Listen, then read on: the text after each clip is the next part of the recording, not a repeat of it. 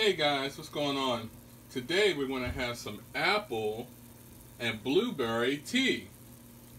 So what I did was I took some Fuji apples, um, and of course I sliced them.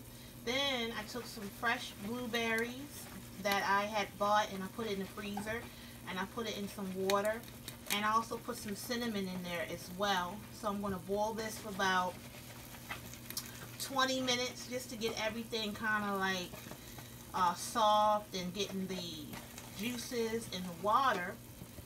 And then you can let it cool and you can drink it. This is great for energy. It's good for blood pressure. It's great for hormone issues, just for taste. I mean, it's really good. Would I put sugar in this? No, but some people, you may put some sugar or some honey in it. It's cool.